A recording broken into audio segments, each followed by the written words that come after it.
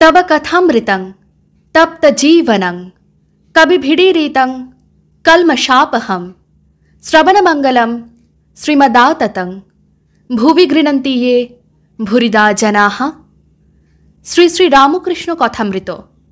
ঠাকুর শ্রী রামকৃষ্ণ ভক্ত সঙ্গে দক্ষিণেশ্বর কালীবাড়ি মধ্যে।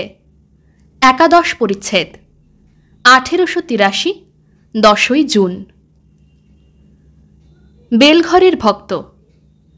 আপনি আমাদের কৃপা করুন। শ্রীরামকৃষ্ণ। সকলের ভিতরেই তিনি রয়েছেন, তবে গ্যাস কোম্পানিকে আর্জি করো, তোমার ঘরের সঙ্গে যোগ হয়ে যাবে।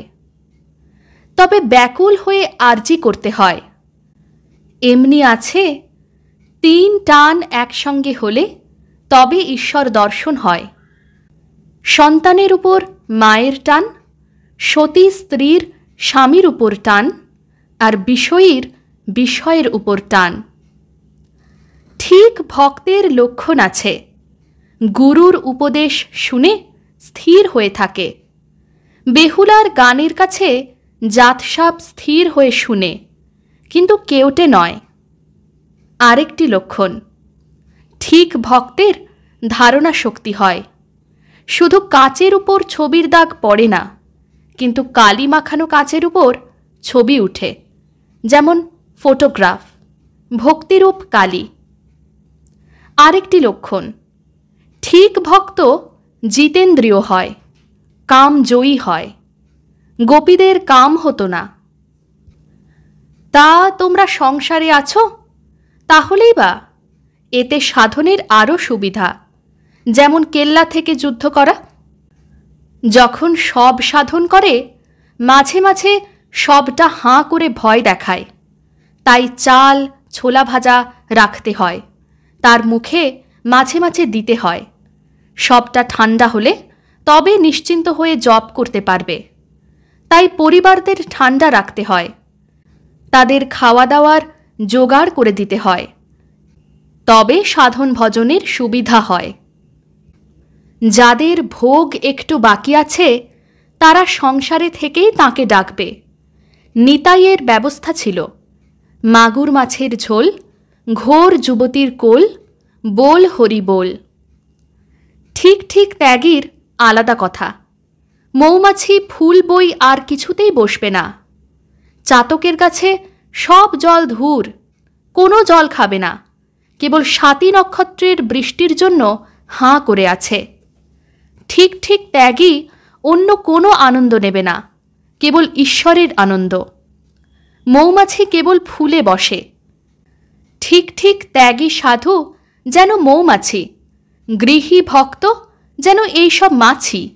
সন্দেশেও বসে, আবার পচা ঘায়েও বসে। তোমরা এত কষ্ট করে এখানে এসেছ, তোমরা ঈশ্বরকে খুঁজে বেড়াচ্ছ। সব লোক বাগান দেখেই সন্তুষ্ট। বাগানের কর্তার অনুসন্ধান করে 1-2 জন। জগতের সৌন্দর্যই দেখে, কর্তাকে কেউ খোঁজে না। গায়ককে দেখাইয়া ইনি ষড়চক্রের গান গাইলেন। সেসব যোগের কথা, হঠযোগ আর রাজযোগ।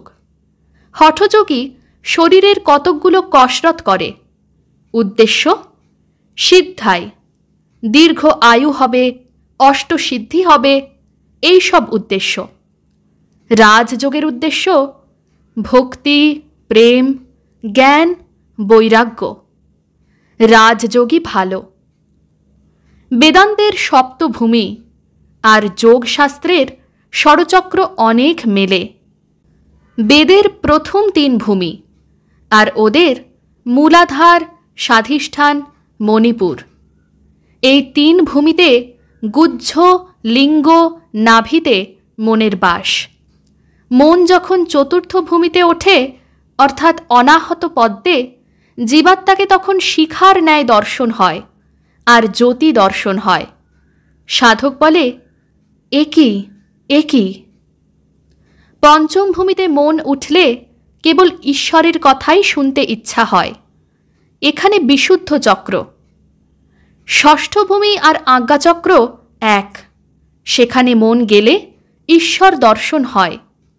কিন্তু যেমন লণ্ঠনের ভিতর আলো ছুঁতে পারে না, মাঝে কাঁচ ব্যবধান আছে বলে। জনক রাজা পঞ্চম ভূমি থেকে ব্রহ্মজ্ঞানের উপদেশ দিতেন।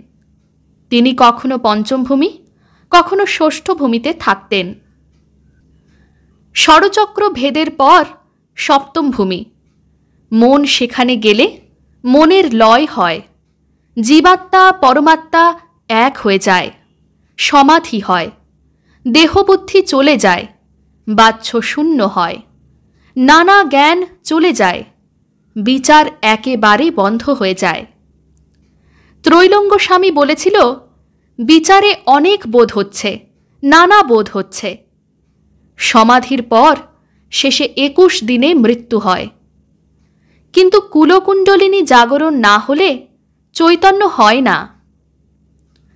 যে ঈশ্বর লাভ করেছে তার লক্ষণ আছে। সে হয়ে যায় বালকবৎ, উন্মাদবৎ, জড়বৎ, পিশাচবৎ। আর তার ঠিক বোধ হয় আমি যন্ত্র আর তিনি যন্ত্রী, তিনিই কর্তা আর সকলেই অকর্তা। শিখরা যেমন বলেছিল, পাতাটি নড়ছে সেও ঈশ্বরের ইচ্ছা, রামের ইচ্ছাতেই সব হচ্ছে, এই বোধ। তাঁতি যেমন বলেছিল, রামের ইচ্ছাতেই কাপড়ের দাম 1 টাকা 6 আনা, রামের ইচ্ছাতেই ডাকাতি হলো, রামের ইচ্ছাতেই ডাকাত ধরা পড়ল, রামের ইচ্ছাতেই আমাকে পুলিশে নিয়ে গেল, আবার রামের ইচ্ছাতেই আমাকে ছেড়ে দিল। সন্ধ্যা আগত প্রায়। ঠাকুর একবারও বিশ্রাম করেন নাই। ভক্ত সঙ্গে অবিশ্রান্ত হরিকথা হইতেছে। এইবার মনিরামপুর ও বেলঘরের ভক্তরা ও অন্যান্য ভক্তেরা তাহাকে ভূমিষ্ঠ হইয়া প্রণাম করিয়া ঠাকুর বাড়িতে ঠাকুরদের দর্শন করিয়া নিজ নিজ স্থানে প্রত্যাগমন করিতেছেন। ওং নিরঞ্জনং নিত্যম অনন্তরূপম ভক্তানুকম্পাধৃতবিগ্রহং বৈ ঈশাবতারং পরমেশমেঢ্যং তং রামকৃষ্ণং শিরসা নমামঃ। শ্রীরামকৃষ্ণ অর্পণমস্তু।